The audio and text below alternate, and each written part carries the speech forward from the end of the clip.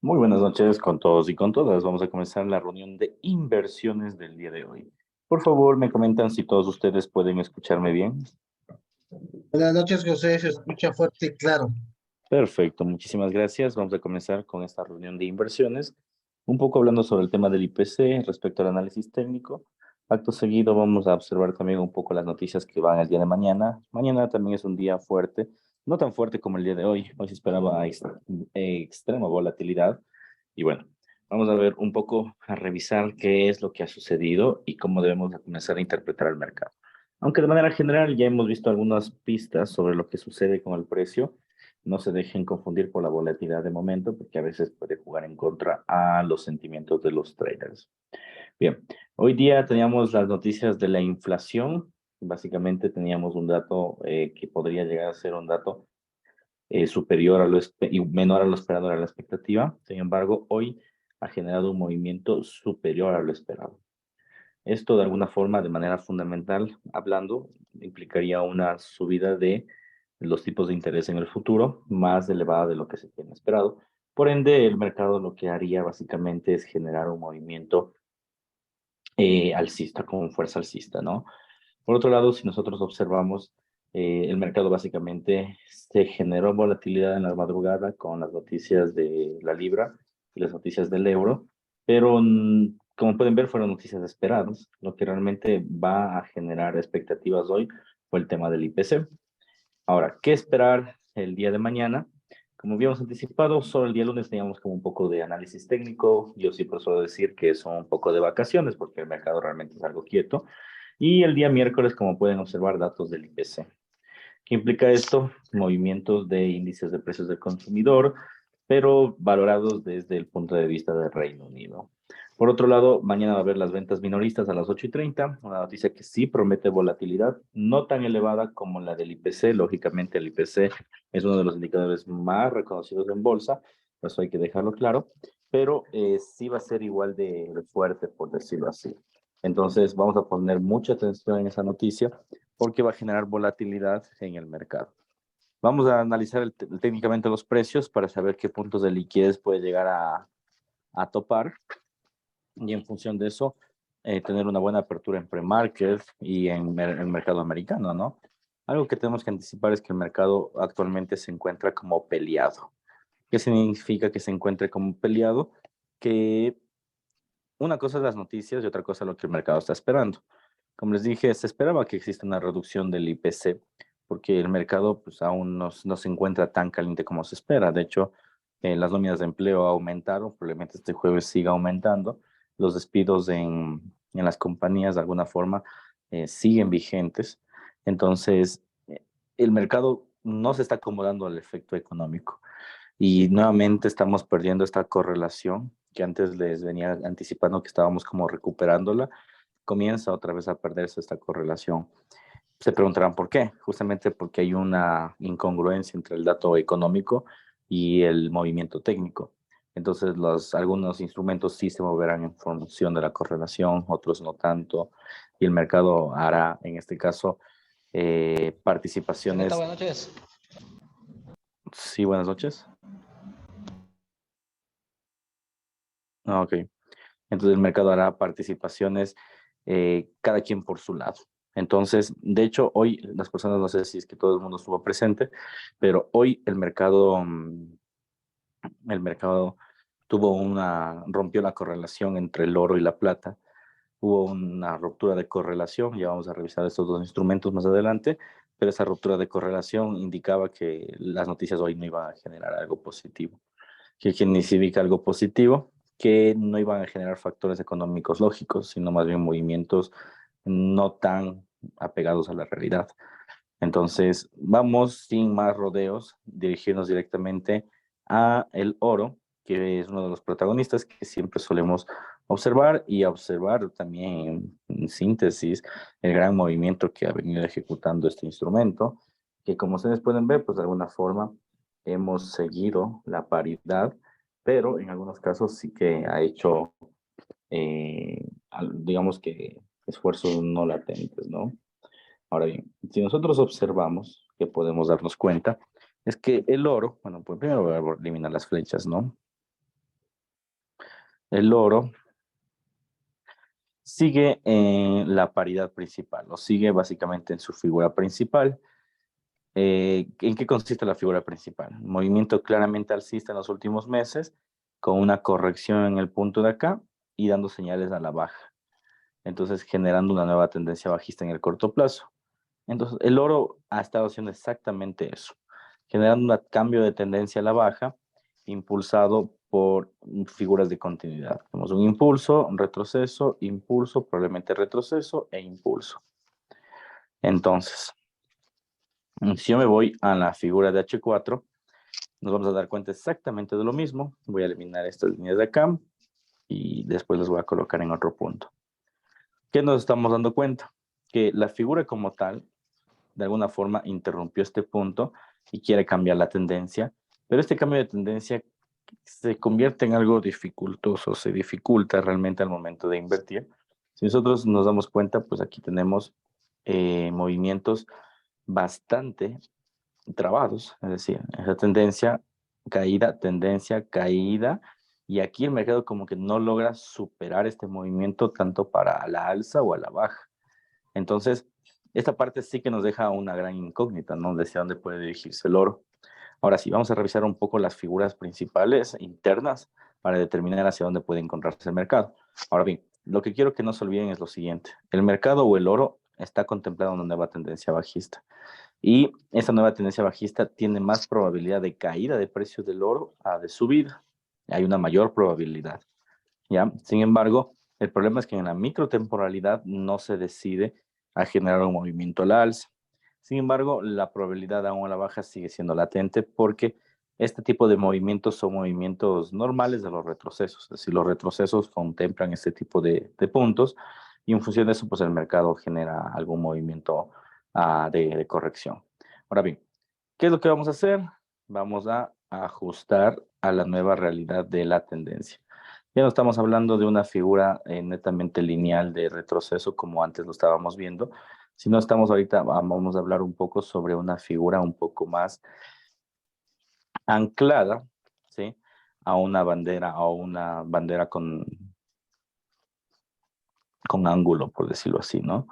Entonces, antes teníamos un movimiento lineal, una bandera lineal, y esperábamos que haga esto, pero el precio claramente ha rechazado los niveles de penetración de los precios. Entonces, ahora lo que ¿Hasta qué vamos a hora se hacer queda es Santi? Las 9:02. formar, hola, ahora lo que vamos a hacer es formar en este caso estos puntos. ¿Y qué tenemos? Vamos a hacer una nueva contabilidad de estos niveles. Tenemos 1, 2, 3 y nos faltaría un 4.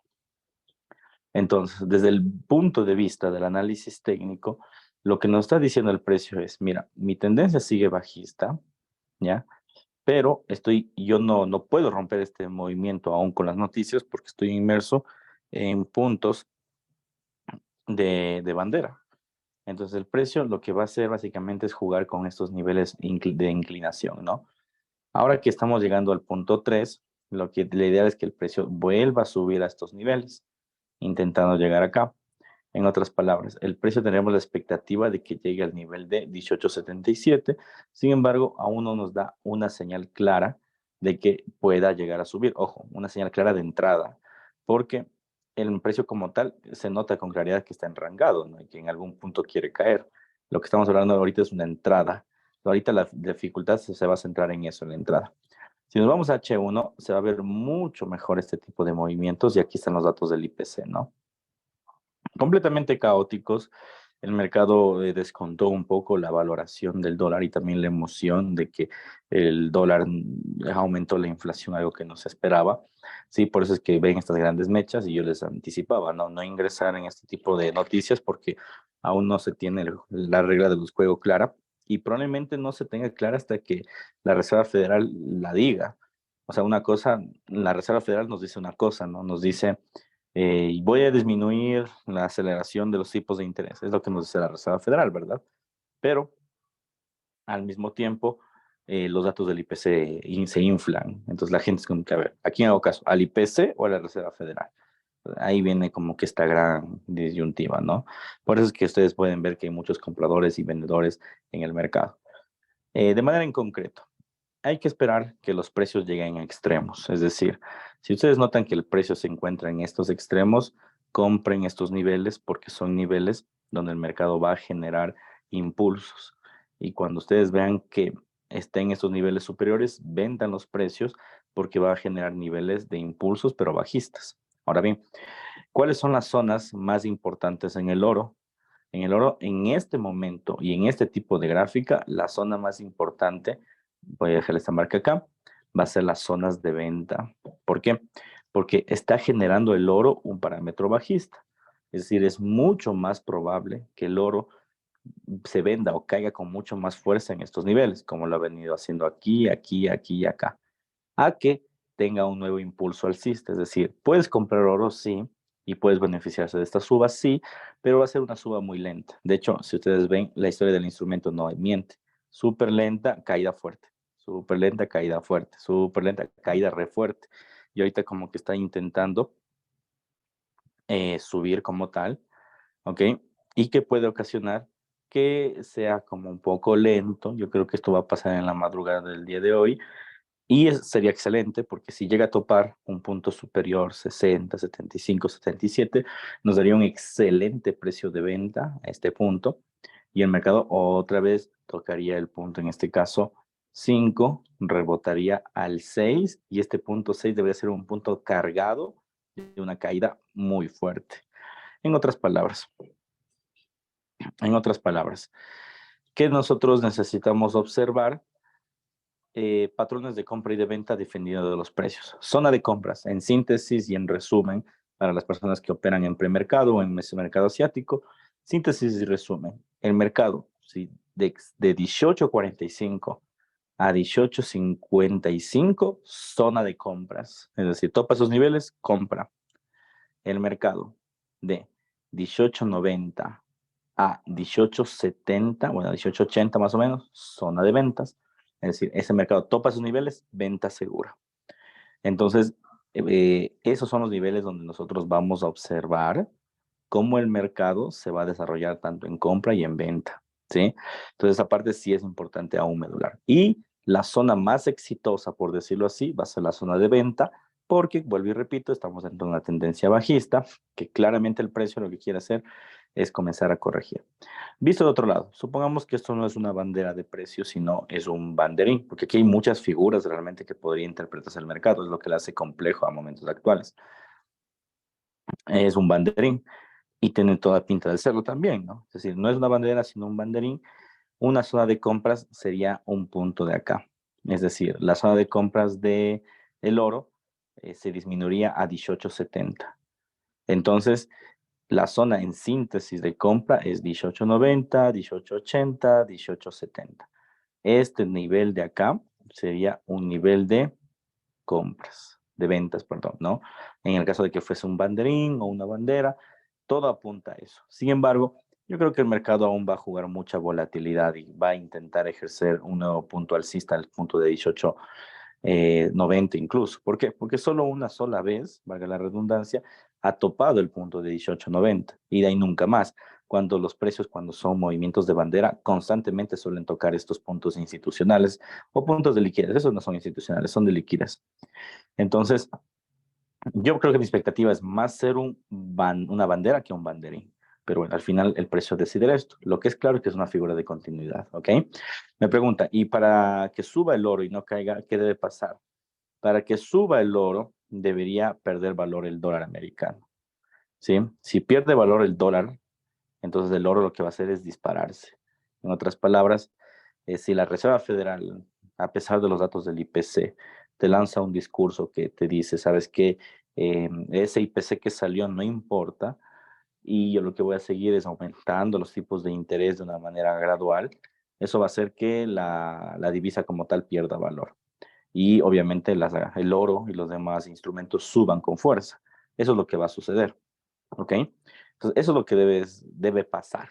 Que la Reserva Federal diga que la inflación no sirve, o diga que se está recuperando los datos de la inflación.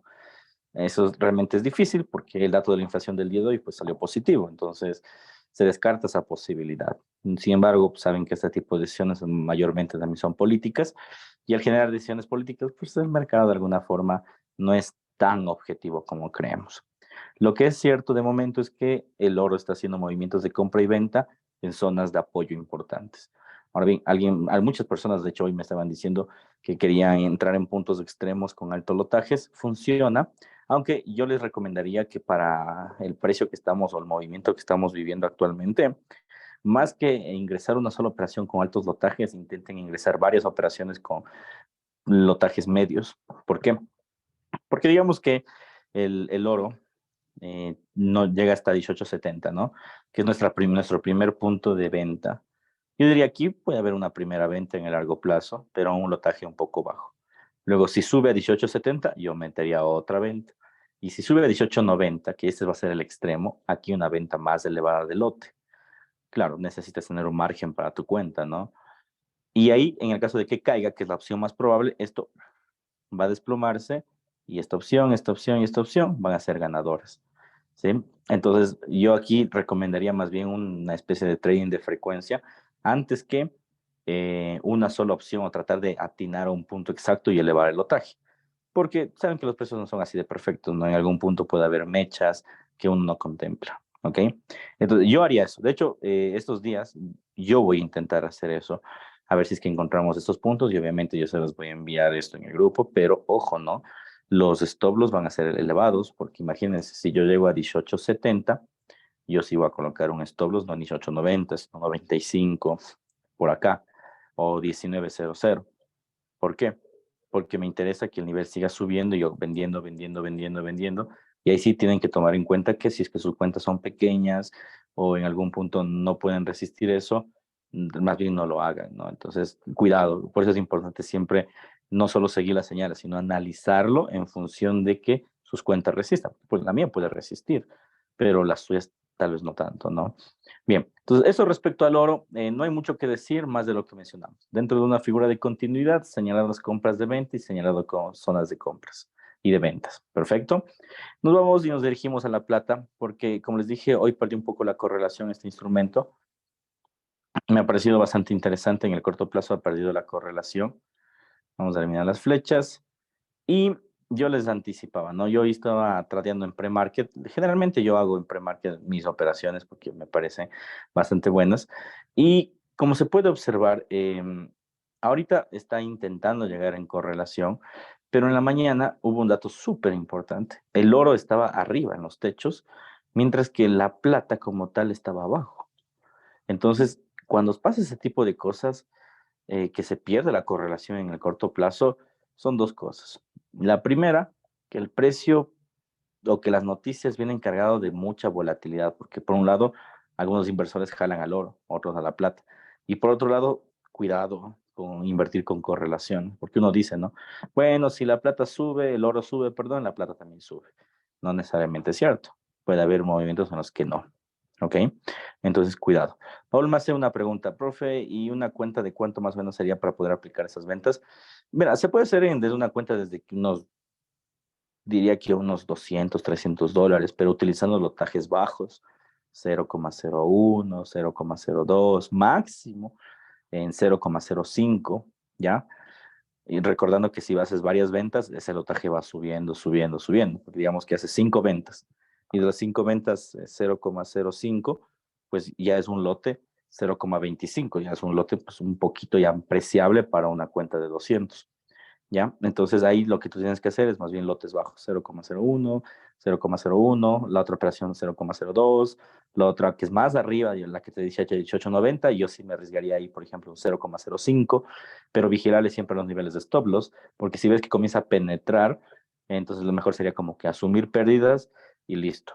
Ahí funcionaría. Entonces, pero hay que tener cuidado, porque como les digo, aquí el tema es el lotaje. El lotaje, como se va acumulando, pues también va generando pérdidas. Eso sería básicamente. Y tener muy presente que este tipo de operaciones funcionan mejor en el swing que en el scalping. En el scalping, de hecho, se usa comúnmente el tema de trading de frecuencias en el scalping, pero es más recomendable hacerlo en el swing porque es más probable que ganes. Al final el mercado siempre va a ser tendencia. En cambio, en el scalping, mira, aquí este movimiento de acá es un movimiento claramente oscilatorio que no te dice nada. Tú dirás, bueno, yo compro y vendo en los extremos. Sí, pero no tienes que obviar el factor de la tendencia, de las comisiones. Las comisiones a veces hacen que los traders no sean rentables. Entonces, mucho cuidado con eso. Me voy directamente a el Nasdaq para seguir avanzando y no encasillarnos de un solo instrumento. Y el Nasdaq ayer topó casi nuestro take profit, ¿no? Habíamos visto que estaba en bandera. Me acuerdo que el Nasdaq estaba, nosotros lo habíamos cogido por aquí básicamente cuando era la señal en compra. Había subido y ayer en la retroalimentación estaba aquí y les dije dos opciones, ¿no? La primera, tomar ganancias. La segunda, bajar un poco el stop loss para que la volatilidad de la noticia, como pueden ver, no nos tope y llegue al take profit. Y la tercera, tomar parciales, es decir, tomar un poco de ganancias, reingresar cuando haga un retroceso y mantener la posición. Entonces les decía que ayer en la retroalimentación eso depende del trader, ¿no? Hay traders que sí están vinculados a ese tipo de estrategia, otros que, ¿sabes qué? Ya gané de aquí a acá, ahí quedo. Y otros que sí se aguantan toda la tendencia. Y les decía que de manera general, siempre en el Nasdaq, los movimientos no son tan oscilatorios como en las divisas, donde sí retroceden 100 Fibonacci, sino aquí más bien hacen especies de banderas. Impulso, retroceso, impulso, retroceso. Si esto pasó fue porque la noticia fue un caos para todos, pero no es que este movimiento es normal en, las, en los índices. Entonces, ¿qué tenemos ahora de cara a futuro en el Nasdaq? El Nasdaq como tal, movimiento claramente a la alza, ¿sí? Este movimiento claramente a la alza que implica que todos los paradigmas de momento sean también alcistas, es decir, todos sus impulsos alcistas sean importantes. Si nos vamos a H4, nosotros vemos, ¿no? Que se formó una bandera súper exquisita, diría yo, porque completamente tradiable e uniforme. Y tenemos, ¿no? 1, 2, 3, 4, 5, y aquí se esperaría un punto 6. Es decir, podemos estar presentes en un nuevo movimiento del día de mañana del Nasdaq a la venta. Es decir, que el mercado comienza a retroceder el Nasdaq y como si ha venido jugueteando básicamente con movimientos muy interesantes, sí que vale la pena que el mercado lo haga. Además que en la figura de H4 ya tenemos una señal atrasada de estocástico en el nivel de sobrecompra, el nivel del RSI no está en divergencia, sigue siendo a la baja como tal, y el volumen pues también contempla movimientos no ventajosos. Mi recomendación sería, es justo a eso voy, Cristian. Mi recomendación sería no ingresar de momento porque el mercado lo que necesita hacer es superar esta etapa de acá. ¿Ya? Y esta etapa de acá ha sido una etapa complicada, básicamente por este punto. Yo en lo personal ingresaría en el Nasdaq si es que después de la noticia de las 8:30 vemos que el Nasdaq sube un poco a máximos, pero sin ganas, o sea, sin volumen, como solemos decir, ahí yo vendería. ¿Por qué? Porque lo que está haciendo la noticia es dando un falso crecimiento y vendería. Yo esperaría la noticia de las 8:30 en el Nasdaq, realmente. No vendería ahorita porque si tú te fijas en el corto plazo, ¿qué tiene pinta de esto? Como puedes ver, un retroceso, suba, rango caótico de la noticia, suba de precio y esto tiene figura de retroceso, es una figura clara de retroceso. De hecho, si nos vamos a una temporalidad más pequeña, M30, ¿qué tenemos?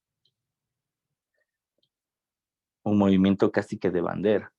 Entonces, ¿qué te está diciendo? Que en el corto tiempo lo que va a hacer con el precio es enrangarse, subir, hacer la mecha que te digo y ahí desplome. Entonces, yo creo que el Nasdaq mañana va a ser una falsa ruptura. Va a ser una falsa ruptura, pero esto sí es una falsa ruptura, no va a ser un efecto látigo, sino va a ser una falsa ruptura. Es una falsa ruptura, un precio completo que cierra más arriba de la tendencia y que dicen, perfecto, compro. No es momento de comprar, eso va a ser momento de vender. Ahí es el precio perfecto del Nasdaq. Creo que eso va a pasar. Ahora, ¿se puede hacer trading de frecuencia aquí? Sí, la respuesta es sí se podría. Y ahorita, si tú quieres hacer trading de frecuencia, es un muy buen precio en el cual tú podrías vender aquí. ¿Por qué? Porque si sigue subiendo como queremos, pues vamos promediando las ventas, como les dije, ¿no? Pero el Nasdaq es un futuro que el volumen más bajo es 0,10. ¿Qué implica eso? Básicamente que el mercado sea más costoso la inversión. Entonces, aquí sí necesitamos una cuenta más grande realmente, ¿no? Porque esta sí se mueve de 10 centavos en 10 centavos, a diferencia del Forex que se mueve de 1 centavo en 1 centavo. ¿Ok? Entonces, dos opciones. Trading de frecuencia y sería una primera venta a este nivel e ir vendiendo a nivel que vaya subiendo o esperar que haga el efecto de ruptura que estamos esperando y que se venda. Yo en lo personal voy a esperar la ruptura. ¿Por qué aquí no me animo a la frecuencia? Porque las acciones son más lentas, ¿ya? Imagínense, en esta acción para que llegue a topar su stop loss casi nos tardó, take profit, perdón, nos tardó casi 2 días y con noticias. En cambio, el Forex, cuando es técnico y se cae y punto. Como en el oro, no había noticias y se desplomó un buen día. ¿Ya? Entonces, es lo que me gusta del mercado Forex, es más rápido, es más líquido. Y claro, pues, lógicamente son los mercados más líquidos del mundo, al ser propietario básicamente los intermediarios bancarios. Bien, vámonos al yen y luego nos vamos al Bitcoin, a ver cómo nos va con el querido yen. El yen también tuvimos una señal muy buena en venta, ya habíamos tomado ganancias. ¿Y qué tenemos ahorita de momento? Aquí sí podría haber una entrada, pero vamos a analizarlo. A ver, yen japonés. ¿Qué esperar de nuestro queridísimo amigo yen? Movimiento claramente de querer girar la tendencia. Como podemos ver, caída de precio y el movimiento como que quiere girar la tendencia, ¿no? Pero ese giro de tendencia cada vez es menos creíble, ¿no? Lo que suelo decir, a veces son subas o bajadas que ni el mismo precio se los cree, porque el precio o el promedio de precio cada vez es inferior o más bajo. Si nos vamos a H4, ¿qué podemos observar?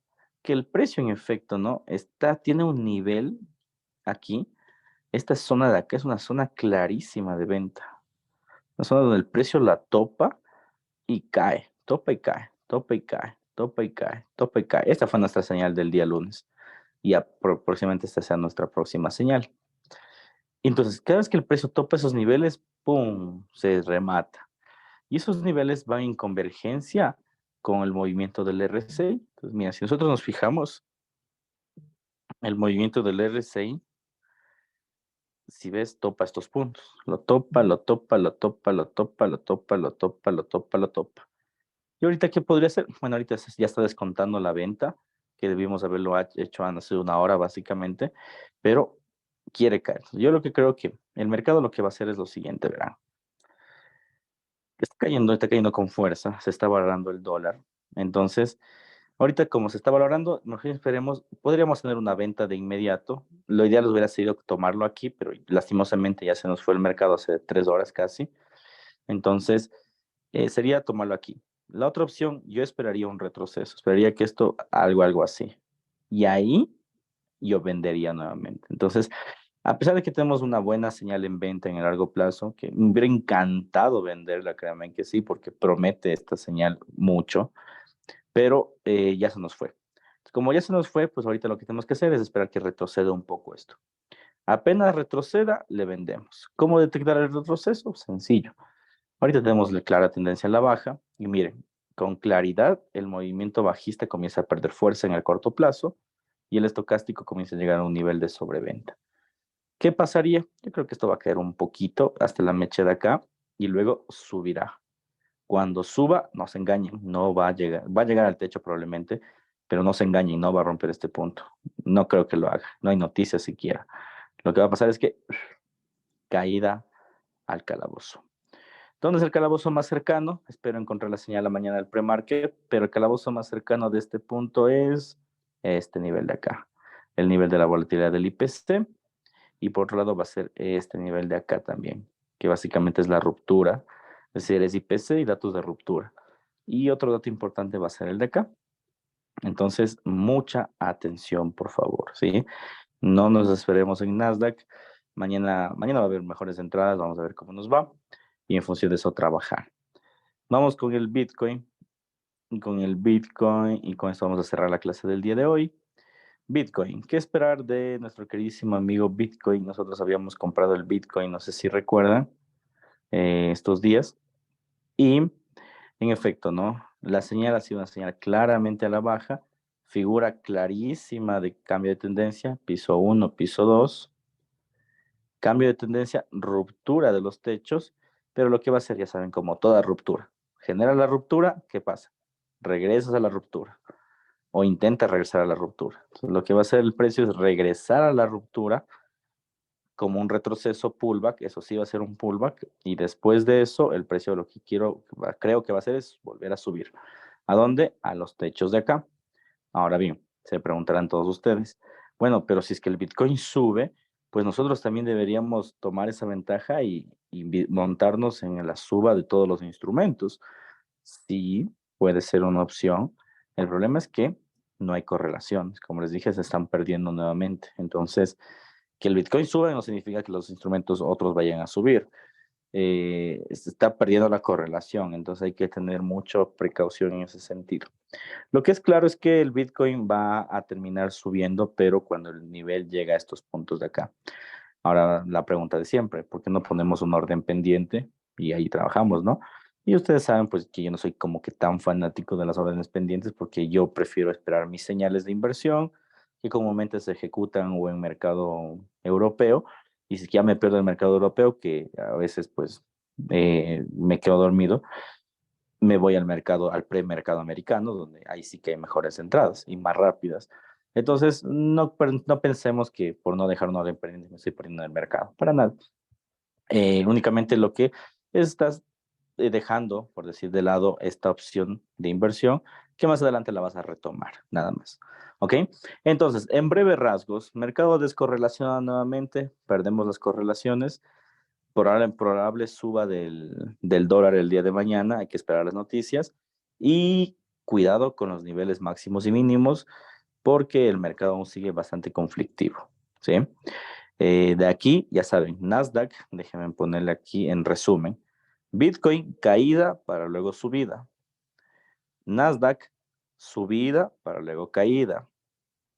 ¿Dónde está el yen? Yen es caída pura, pero primero ya, yen, caída pura como dijimos, pero antes de entrar, retroceso. En el retroceso nos volvemos a meter. ¿Hasta dónde? Rupturas. Y por último, el oro, conjuntamente con la plata, que dijimos que iba a ser, subir en 3 niveles. La bandera 1870, perdón, el banderín 1870 o la bandera 1880, 1890. Y después de eso, caída de precio. ¿Ok? Entonces, esos serían básicamente los puntos del mercado como tal, que podrían generar movimientos interesantes de precio. ¿Ok? Con eso terminaríamos. No sé si hay alguna duda, alguna inquietud antes de culminar esta sesión, por favor.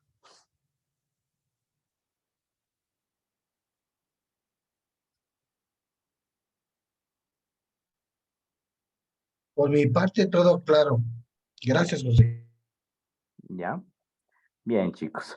Bueno, como siempre, saben que pueden escribirme sin ningún problema. Sí, hoy sí grabé la clase. Fuerte abrazo a todos. Mañana nos centramos para las personas que están en fondeo. Les animo que continuemos, no se desalienten si tuvieran en algún punto alguna mala noticia o algo, o si es que están a punto de superar la prueba. Pues esta semana va a ser una muy buena semana y ha pintado muy buena, por cierto.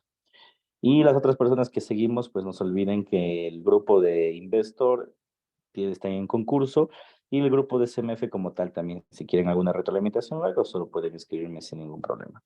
Por mi parte, les agradezco, no quemen la cuenta con noticias, como siempre les digo, las noticias hay que tener cuidado en estos tiempos, en estos, porque antes sí se podía operar en noticias, de hecho yo operaba en noticias en vivo, pero la política no es tan clara y como no es clara, pues ahí viene un problema enorme. De todas formas, les recomiendo el premercado, está muy bueno, créanme, y eso de momento. Fuerte abrazo a todos, cuídense mucho y ya saben, cualquier cosa pueden escribirme y atento al otro grupo de señales. Un fuerte abrazo a todos.